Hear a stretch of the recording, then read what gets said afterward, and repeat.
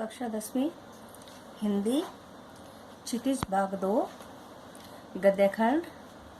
आज हम गद्यखंड का तीसरा जो पाठ है लखनवी अंदाज, लेखक है इसके यशपाल, का अध्ययन करेंगे।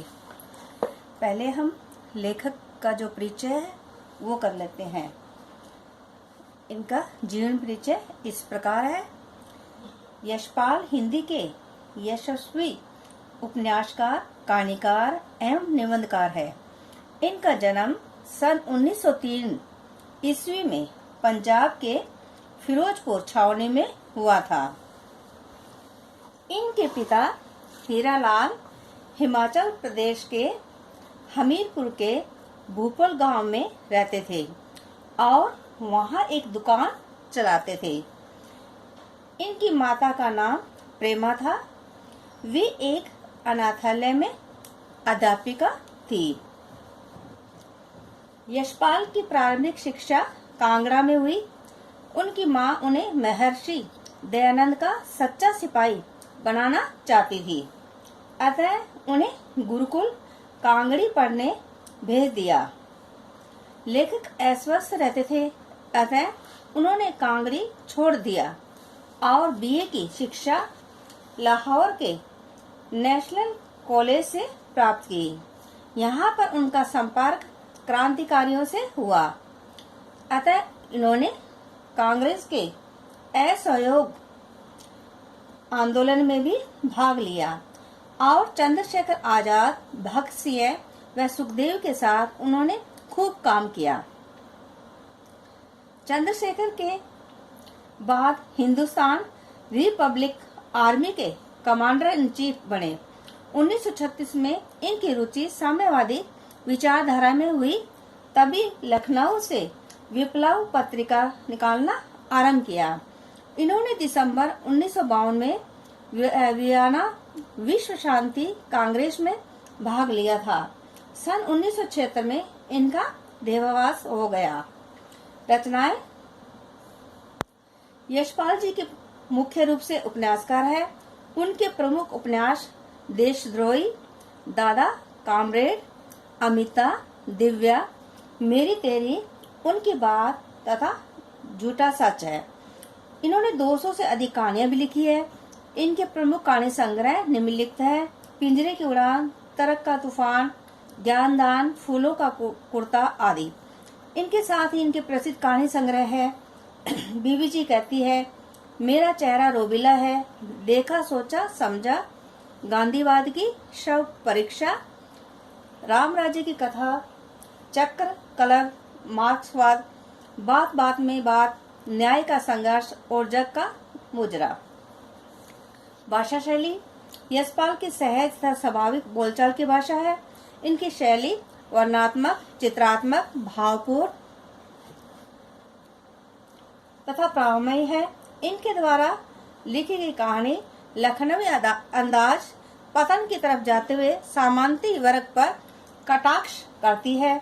इसमें लेखक ने उर्दू मिश्रित बोलचाल की भाषा का प्रयोग किया है। इसमें उर्दू, हिंदी और अंग्रेजी भाषा के शब्द हैं, जैसे मुस्लिम की पैसेंजर ट्रेन चलने की उतावली में फुंकार रहती है, और भी सेकंड क्लास, किफायत, गुमान, मैदा, तहजीब, नफासत, नजाकत, एब्स्ट्रैक्ट आदि शब्द। इनके अतिरिक्त इन्होंने शुद्ध संस्कृत के तत्सम पर भी प्रमुखता से प्रयुक्त किया है, जैसे सुंदर, त्रपदी, प्लावित, सफूरन आदि। पाठ है। इस पाठ का अध्ययन इस प्रकार है। मुकसिल की पैसेंजर ट्रेन चल पड़ने की उतावली में फुंकार रही है। लेखक है। अब अपनी कहानी है, लखनवी अंदाज है, पाठ का अध्ययन है, वो इस प्रकार हम कर रहे हैं। आराम से सेकंड क्लास में जाने के लिए दाम अधिक लगते हैं।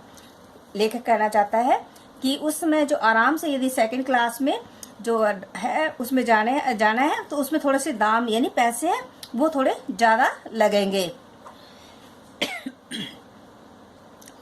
दूर तो जाना नहीं था, भीड़ से बचकर एकांत में नई कहानी के संबंध में सोच सकने और खिड़की से प्राकृतिक दृश्य देख सकने के लिए टिकट सेकंड क्लास का ही ले लिया। अब लेखक है वो क्या है कि कहानी लिखना चाहते थे, उसके बारे में सोचना चाहते थे कहानी के बारे में, इसलिए उन्होंने सोचा भी सेकंड क्लास है, उसमें पैसे ज़्यादा लगते हैं, इसलिए लोग वहाँ वो टिकट लेते नहीं है, इसलिए वहाँ उस सेकंड क्लास में भीड़ भाड़ नहीं होगी, तो मैं सेकंड क्लास का जो टिकट है वो ले लेता हूँ, उसमें बैठ के आराम से जाऊँगा और अपनी नई जो कहानी है उसके बारे में सोचूंगा। गाड़ी छूट रही थी, सेकंड क्लास के एक छोटे डिब्बे को खाली समझकर जरा दौड़कर उसमें चढ़ गए। अब क्या है, लेखक है वो कह रहा है भी गाड़ी का समय हो चुका था, छूटने वाली थी, इसलिए कह के लेखक ने सोचा भी ये डब्बा खाली है, उसमें दौड़कर वो चढ़ गए। अनुमान के प्रतिकूल डिब्बा निर्जन नहीं था। लेखक ने सोचा था भी ये बिल्कुल है वो होगा, खाली होगा। पहले अनुमान के विपरीत यानी प्रतिकूल यानी विपरीत है, जो डब्बा है वो निर्जन नहीं था, यानी मतलब खाली नहीं था। एक बर्थ पर लखनऊ के नवाबी नस्ल के एक सफेदपोश सज्जन बहुत सुविधा से पालती मारे बैठे थे। यानी एक बर्थ जो गाड़ी के बैठने की जो सीट होती है ना, उसको बर्थ बोलते हैं। तो उसपे जो एक नवाबी नस्ल के यानी नवाब खानदान का जो नवाबी हाव भाव वाला जो व्यक्ति है वो वहां पे बैठा था। सामने दो ताजे चिकने खीरे तौलिए पे रखे थे और सामने ही दो ताजे और चिकने जो खीरे हैं वो उसने तौलिए पे रखे हुए थे। डिब्बे में हमारे सहसा कूद जाने से सज्जन की आंखों में एकांत चिंतन में विघन का असंतोष दिखाई दिया। यानी अचानक भी कूद जाना यानी अचानक डिब्बे में चले जाने के कारण है जो एकांत चिंतन अकेले में विचार करने वाले जो लखनवी अंदाज वाले जो नवाब बैठे थे उनको चिंता असंतोष हुआ। उनको नहीं, उनकी जो बाधा रुकावट हो गई थी उनके चिंतन करने में, इसलिए उन्हें थोड़ा सा बुरा लगा, यानी उन्हें बेचैनी हुई। सोचा हो सकता है ये भी कहानी के लिए सूझ की चिंता में ही हो या खीरे जैसे अपदार्थ वस्तु का शोक करते देखे जाने में संकोच में हो।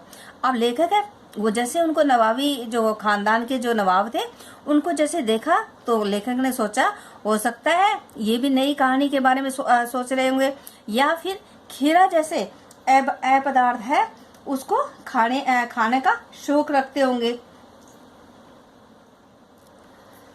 नवाब साहब ने संगति के लिए उत्साह नहीं दिखलाया। अब नवाब साहब है वो जो संगति के लिए ना साथ देने के लिए है वो भी उत्साह है वो नहीं दिखाया। यानी उन्होंने ये नहीं सोचा कि चलो मैं अकेले बैठा हूँ तो चलो एक से दो भले दूसरा व्यक्ति आ गया तो चलो आप थोड़ा समय गुजर जाएगा, बातें हो जाएंगे, लेकिन उन्होंने ऐसा कुछ नहीं दिखाया।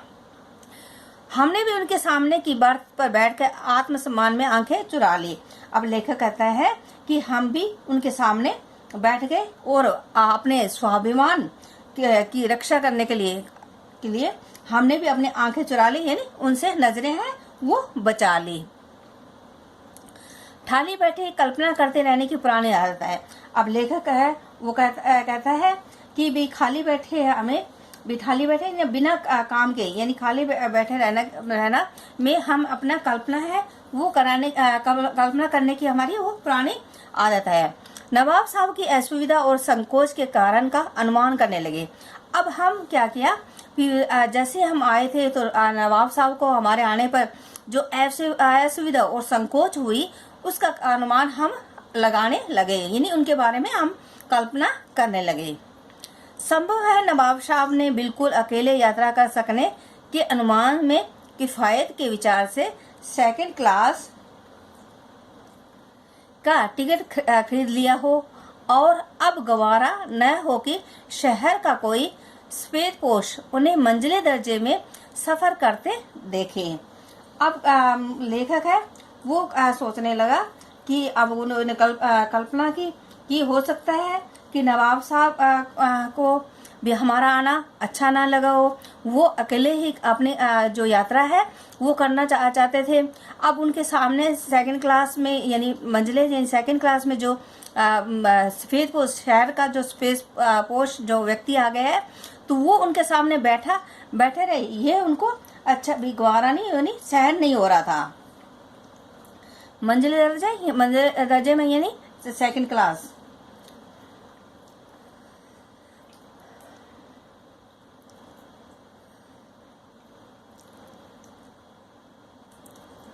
हम कनखियों से नवाब साहब की ओर देख रहे थे। अब हम क्या है कि हम कनखियों यानी आंखों के तिरछी आंखों के कोने से यानी छिपकर हम उनको देख रहे थे।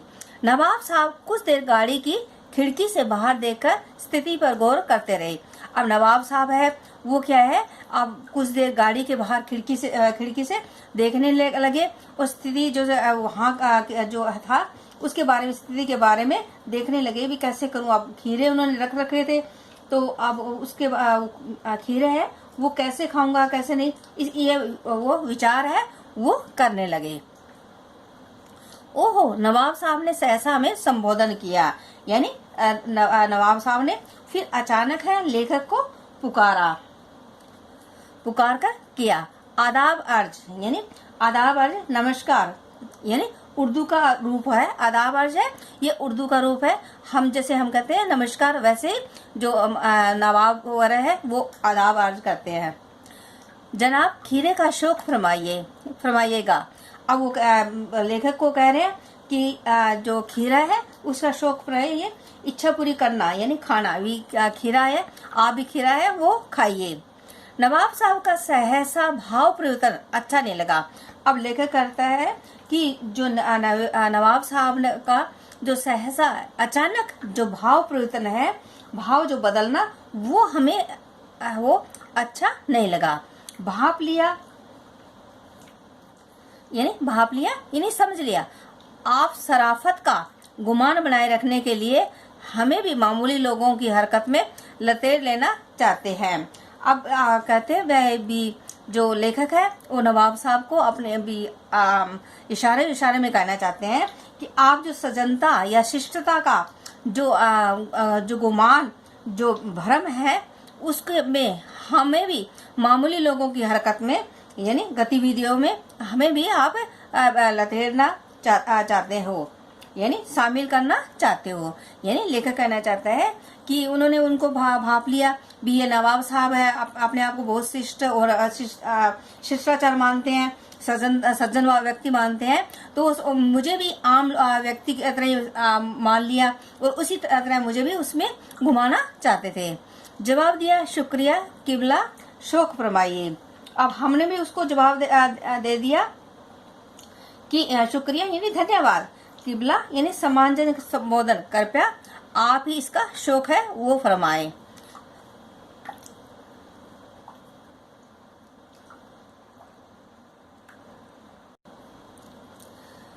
नवाब साहब ने फिर एक पल खिड़की से बाहर देखकर गौर किया। अब नवाब साहब ने दोबारा फिर खिड़की से बाहर देखा और गौर ध्यान से देखा और दृढ़ निश्चय से खीरे के नीचे रखा तौलिया झाड़ का सामने बिछा लिया और दृढ़ निश्चय करके खीरे के नीचे जो तौलिया था उसको वो उन्होंने बिछा लिया। सीट के नीचे से लोटा उठाकर दोनों खीरों को खिड़की से बाहर धोया और तौलिए से पोंछ लिया। उसके बाद में उन्हें अपनी सीट के नीचे है वो लोटा रख, पानी का जो जल का भरा हुआ जो लोटा है वो उठाया और दोनों जो खीरे हैं उसको खिड़की से बाहर धोया और तौलिए से खीरों को पोंछ लिया। जेब से चाकू निकाला और दोनों खीरों के सिरे काटे और उन्हें गोद कर झाग निकाला। अब जेब से अपना चाकू निकाला और उन्हें अपने जो चाकू है उससे यानी छुरी से बार बार चुभाना, यानी गोदना, यानी बार बार उसको चुभाने लग गए। फिर खीरों को बहुत ही एहतियात से छीलकर फांकों को करीने से तौलिए पर सजाने लगे। फिर खीरों को बड़ी सावधानी से खीरों को काटा और उसके बाद में यानी पूरा अच्छे ढंग से उन खीरों को एक एक के रख दिया। लखनऊ स्टेशन पर खीरा बेचने वाले खीरे के इस्तेमाल का तरीका जानते हैं। अब लखनऊ स्टेशन पर जो खीरे बेचने वाले हैं वो खीरा बेचने का ढंग है वो जानते हैं। खीरा किस प्रकार प्रयोग किया जाता है वो जानते हैं। ग्राहक के लिए जीरा मिला, नमक और पिसी हुई लाल मिर्च की पुड़िया भी हाजिर कर देते हैं। वो खीरा देते हैं तो खीरे के साथ है वो जो जीरा मिला हुआ नमक और पिसी हुई जो लाल मिर्च है वो भी अपने ग्राहक को साथ में यानी पेश कर देते हैं। नवाब साहब ने बहुत करीने से खीरे की फांकों पर जीरा मिला, नमक और लाल मिर्च की सुर्खी बुरक दी। अब क्या है, नवाब साहब ने बड़े सावधानी से बड़े अच्छे ढंग से वो जो जीरा मिला हुआ जो नमक था और जो लाल मिर्च थी वो उन पे बुरक दी। उनकी प्रत्येक भाव भंगिमा और जबड़ों के सफुरन से स्पष्ट था कि उस प्रक्रिया में उनका मुख खीरे के रसास्वादन की कल्पना से प्लावित हो रहा था। अब लेकर कह रहा है कि अब उनको जैसे उनके चेहरे के हाव भाव से पता चल रहा था कि जैसे वो खीरे काट रहे थे तो उनके जबड़े यानी जो दांत है वो और वो जबड़ा है वो हिल रहा था, यानी उसके जो प्रक्रिया थी उसके मुख से, तो वो जैसे मुख से ही पता लग रहा था कि वो जैसे उनके रस से प्लावित हो रही थी भी। उनका स्वाद जो चखना का जायका था उसके कारण उनके मुख में है वो पानी भर आया था। हम कणकियों से देखकर सोच रहे थे, हम जैसे तिरछी नजर करके अपने वो उनको देख रहे थे। मियाँ रईस बनते हैं लेकिन लोगों की नजरों से बच सकने के लिए के ख्याल में अपनी असलियत पर उतर आए हैं। अब लेखक है वो कह रहा था भी अपने आप को बड़ा नवाब समझ रहा है, मियाँ बन तो रईस रहा है और खा रहा है खीरा, यानी एक नाचीज, ये छोटी सी चीज, खीरा क्या है एक छोटी सी चीज है उसको खा रहा है, लेकिन खीरे को देखकर अपनी असलियत जो व्यक्ति जो होता है वास्तव में वो सामने आ ही जाता है। नवाब साहब ने फिर एक बार हमारी ओर देख लिया। अब है नवाब साहब ने फिर हमारी ओर देख लिया। वल्लाह शौक कीजिए, यानी का अल्लाह की कसम वाकई, यानी आप इसका शौक है कीजिए, यानी इसको खाइए। लखनऊ का बालम खीरा है, यानी लखनऊ का जो प्रसिद्ध जो खीरा है बालम खीरा वो है।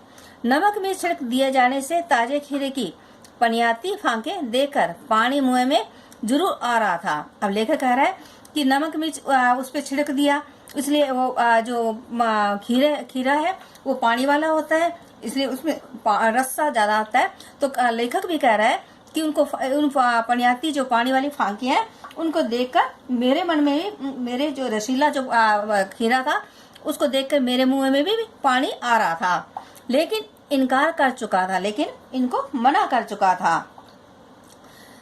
आत्म सम्मान निभाना ही उचित समझा। अब अपना आत्म सम्मान है उसको निभाना है, वो ही उचित है वो समझा। उत्तर दिया शुक्रिया, इस वक्त तलब महसूस नहीं हो रही है, यानी अब उत्तर दे दिया शुक्रिया, इस वक्त है अब इच्छा है वो खीरे खाने की इच्छा है वो मेरी नहीं हो रही है। मैदा भी जरा कमजोर है, यानी पाचन शक्ति है पेट की वो भी थोड़ी कमजोर है। किबला शौक फरमाइए, यानी आप ही इसका शौक फरमाओ। नवाब साहब ने शतृष्ण आंखों से नमक मिर्च के संयोग से चमकती खीरे की फांकों की ओर देखा। अब नवाब साहब ने अपनी चमकती आंखों से शतृष्ण ललचाई हुई आंखों से खीरे के नमक मिर्च जो छिड़का हुआ जो खीरा था जिनका मिलन हुआ था नमक मिर्च के मिलन से जो खीरा था उसकी चमकती हुई खीरे की जो फांके है उसको देखा। खिड़की के बाहर देखकर दीर्घ निश्वास लिया और फिर उसके बाद में नवाब साहब ने खिड़की के बाहर देखा और लंबी सांस है वो ली। खीरे की एक फांक उठाकर होठों तक ले गए। उसके बाद नवाब साहब ने क्या किया, खीरे की एक फांक को उठाई और उसे अपने होठों के पास है वो ले गए। फांक को सूंघा। उसके बाद उन्होंने क्या किया, फांक को सूंघा। फांक को सूंघा, स्वाद के आनंद में पलके मूंद ली और जैसे अपने होठों के पास ले गए तो उसका स्वाद लिया और अपने पलके हैं वो मूंद लिए, यानी आनंद है वो आनंद अनुभव है वो करने लगे। मुंह में पानी भर आए, पानी की घूंट गले से उतर गया।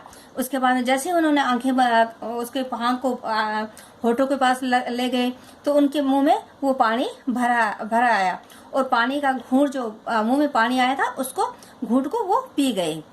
तब नवाब साहब ने फांक को खिड़की से बाहर छोड़ दिया और उसके बाद नवाब साहब ने फांक को खिड़की से बाहर छोड़ दिया। नवाब साहब खीरे की फांकों को नाक के पास ले जाकर वासना से रसा स्वादन कर खिड़की के बाहर फेंकते गए। इस प्रकार नवाब साहब है वो क्या किया, जो फांके है उनको अपनी होठे के पास ले जाते, उसके बाद में उसका रसा स्वादन करते, इच्छा मात्र से रसा स्वादन करते और उसे अपने खिड़की से बाहर फेंकते गए। नवाब साहब ने खीरे की सब फांकों को खिड़की के बाहर फेंककर तौलिए से हाथ और होठ पोंछ लिए और गर्व से गुलाबी आंखों से हमारी ओर देख लिया, मानो कह रहे हो ये है खानदानी रईसों का तरीका। यानी अब लेखक वो कह रहे हैं कि इस प्रकार नवाब साहब ने सभी फांकों को खिड़की से बाहर फेंक दिया।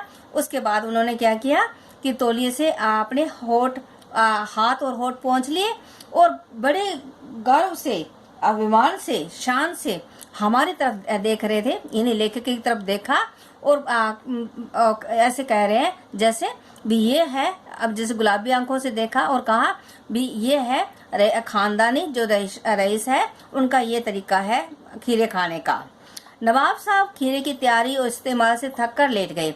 उसके बाद क्या है, नवाब साहब है जैसे पहले खीरे की तैयारी की थी, उसके बाद इस्तेमाल यानी उसका जो खाने का ढंग था वो खाया।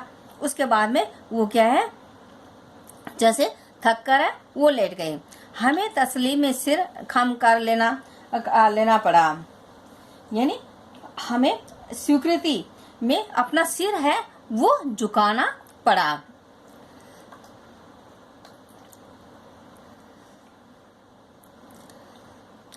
यह है खानदानी तहजीब, नफासत और नजाकत, यानी ये है खानदानी जो है उनकी तहजीब यानी सभ्यता यानी शिष्टाचरण, स्वच्छता और नजाकत यानी नाजुक तरीका। हम गौर कर रहे थे खीरा इस्तेमाल करने के इस तरीके को खीरे की सुगंध और स्वाद की कल्पना से संतुष्ट होने का सूक्ष्म, नफीस या एब्स्ट्रैक्ट तरीका जरूर कहा जा सकता है। अब लेखक है कि हम अपना सिर पीटने लगे और इस खीरे खाने के जो प्रयोग करने का जो तरीका था जो सिर्फ खीरे की सुगंध से ही स्वाद की कल्पना से संतुष्ट होने का जो सूक्ष्म तरीका था, जो महीन जो तरीका था, बढ़िया उत्कृष्ट नफीस यानी उत्कृष्ट तरीका था, उसके बारे में हम सोच रहे थे। आकार या रूप में रहित कल्पना मात्र से ही जो तरीका था उसको सोचने लगे। हमने सोचा कि क्या ऐसा तरीका से उधर की तरपति हो सकती है, यानी खीरे की सुगंध मात्र से ही क्या पेट भरा जा सकता है। नवाब साहब की ओर से भरे पेट के ऊंचे डकार का शब्द सुनाई दिया। इतने में लेखक ये सोच रहा था कि सिर्फ खीरे की सुगंध से ही पेट भरा जा सकता है। इतने में जो लेखक है उनको नवाब साहब के पेट भरे होने की ऊंची डकार का शब्द है वो सुनाई दिया और नवाब साहब ने हमारी ओर देखकर कह दिया, खीरा लजीज होता है लेकिन होता है शकील, यानी खीरा है वो लजीज होता है लेकिन यानी स्वादिष्ट होता है लेकिन कठिनाई से पचने, शकील यानी कठिनाई से पचने वाला होता है। नामुराद मैदे पर बोझ डाल देता है, यानी अभागा यानी पेट पे बोझ है वो डाल देता है। ज्ञान चक्षु खुल गए हमारे है वो ज्ञान के चक्षु यानी हमारी आंखें हैं, ज्ञान की आंखें हैं, वो खुल गई है हमें, यानी हमें समझ आ गया। पहचाना, ये है नई कहानी के लेखक, यानी हमने पहचान लिया कि ये नई कहानी के लेखक है। खीरे की सुगंध और स्वाद की कल्पना से पेट भर जाने का डकार आ सकता है, तो बिना विचार, घटना और पात्रों के लेखक की इच्छा मात्र से नई कहानी क्यों नहीं बन सकती है। अब लेखक ने कहा कि मेरे तो ज्ञान चक्षु है, वो आंखें खुल गई और मैंने सोचा भी यदि खीरे की सुगंध और स्वाद से यानी कल्पना मात्र से पेट भरा जा सकता है, तो नई कहानी के जो लेखक है वो अपनी बिना घटने के, बिना पात्र के कहानी क्यों नहीं लिखते। यहाँ जो लेखक है वो नई कहानी के जो लेखक है उन पे व्यंग्य कर रहे हैं कि हमारे जो नई कहानी के जो है लेखक है वो इसी प्रकार ही लिखते हैं, वो बिना कथ्य और बिना पात्र के ही कहानी लिख देते हैं, तो उन पर व्यंग्य किया है। इस प्रकार हमारा ये पाठ है तीसरा जो आज हमारा पूरा हुआ है। लखनवी अंदाज है वो पूरा हुआ है, यशपाल इनके लेखक है। इसके बाद हम इसके प्रश्नोत्तर और गद्यांश से संबंधित जो प्रश्नोत्तर है वो आगे वाले वीडियो में करेंगे।